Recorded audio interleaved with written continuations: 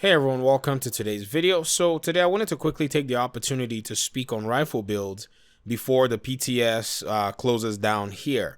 Now, one of the things I could not do and I failed to do was, I would say, I was limited on time, but I could not go ahead and do some rifle build comparisons. And so in my estimation, I think there is some value nonetheless to what rifle builds will look like once the patch is released. And I played one mission with my Diamondback actually. I have the footage on another video on my preparation for Title Update 6 video, but I didn't get to play any with the Nemesis, and so that's why I wasn't able to just do enough of that. But one of the things I would say is this: I think rifle builds are going to come back very strong in this game. Now, I say that with limited knowledge. Yes, I do. I mean, yes, there's definitely limited knowledge. I mean, I only got to run one mission with a build that I kind of smacked together, and it's more like a skill power build. But I say that also paying attention to the way the brand sets are actually now structured. And what this means is, if you're going to be running a rifle build in PvE, your options are now increased. So first of all, we'll start out with Overlord Armaments, which is the rifle build brand set. It's now getting 6 pieces.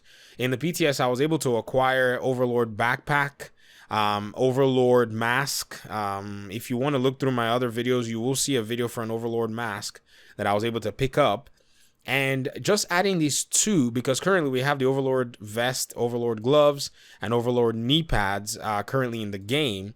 And so if you're looking at the way these are going to all stack up for, a rifle build player, I mean, and this is, I have had a rifle build before, but I kind of gave up once they wouldn't just leave the thing alone.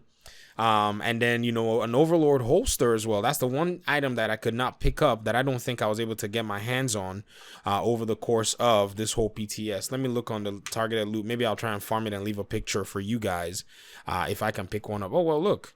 This area is given Overlord. So after this video, before the PTS closes, I'm going to spend 30 minutes here, and I'm going to be doing activities to see if I can get an Overlord holster to show y'all. But with all these, different brand sets now, you're able to run 3 pieces everywhere, because for PvE, one of the best things you want to leverage is, because of the way, hard hitting has been, really, really stifled in a sense, in my opinion, you can still get, this extra 7% damage to elites with Overlord.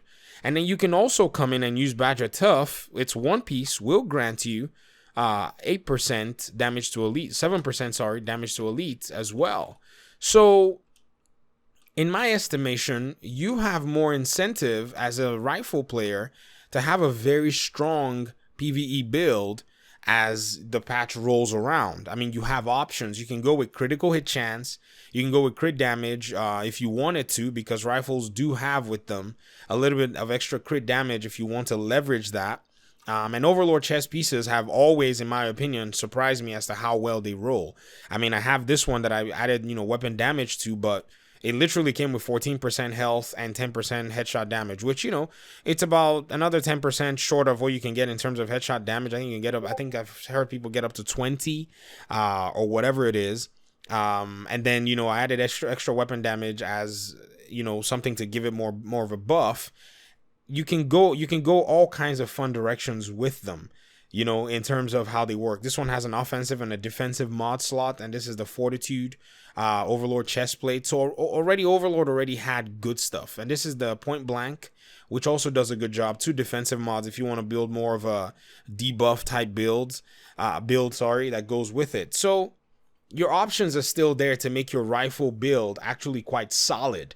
I mean, just when I started this video, these numbers are like 121, but I just stacked all my Overlord stuff, and without even paying much attention, it's already gotten higher. Your Overlord backpack now, also, which is the Vert carry rail, I have a video covering that, also has an offensive mod slot that you can use for rifle damage. If you run the Overlord knee pads, that also has an offensive mod slot. It's always been in the game.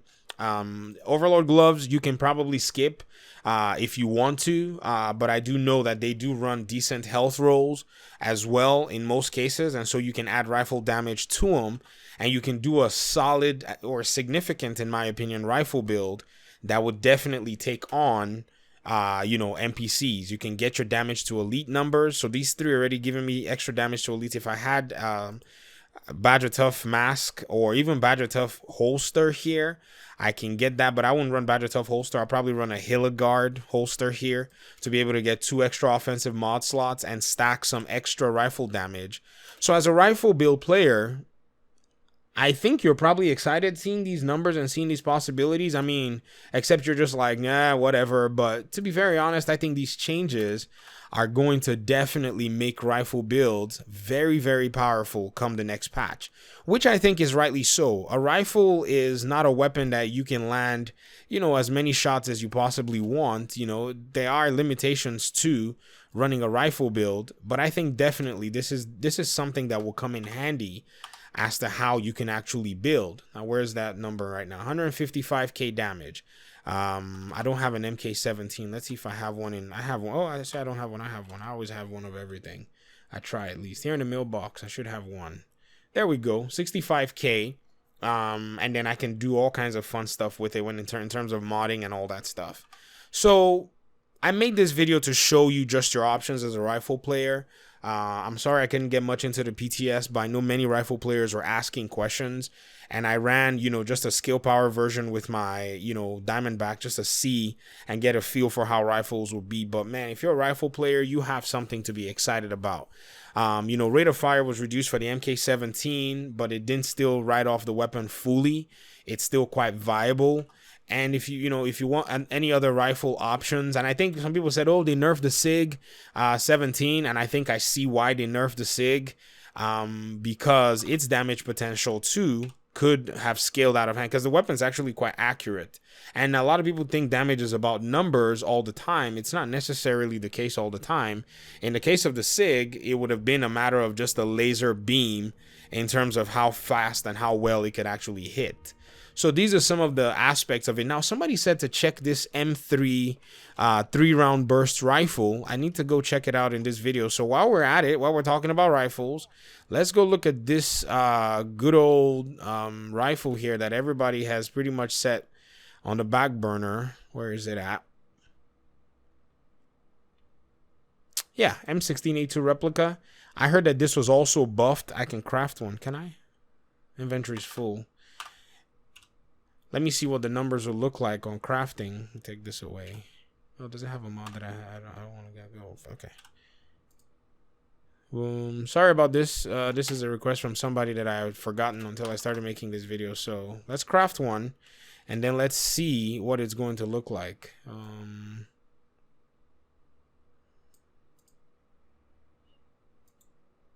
Oh my gosh, this is the M1A. Goodness. This thing goes all the way to 71,000. The SIG is at 46, and the police MK replica is going up to 66,000 based on my build.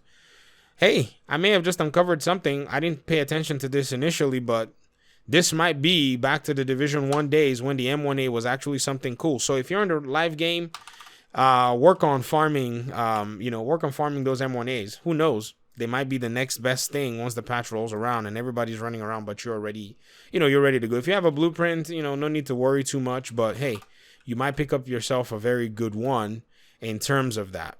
So bear with me, rifle folks. Let's just take our time and examine this. PTS is about to close anyways, but I wanted to make sure that I covered a little bit for, you rifle players.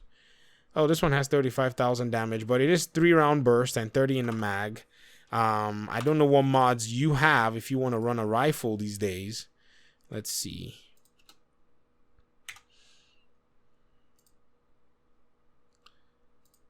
Okay, so you can run some really cool mods here. I don't have a lot of mods. I don't see an underbarrel, but I do see I see a rail, I see a muzzle, and all of that. So I guess with testing we'll be able to figure out what is good. But man, this weapon at 62k saying that it can run all the way up to 77,000 or 72 damage, that makes me quite excited.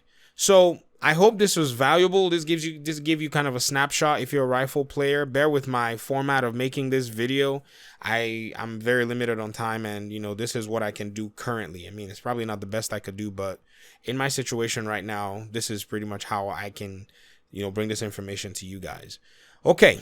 Hopefully we see in the game itself when the patch rolls out. I appreciate your time and audience. Thanks for watching the video, and I'll see you in the next one. Peace.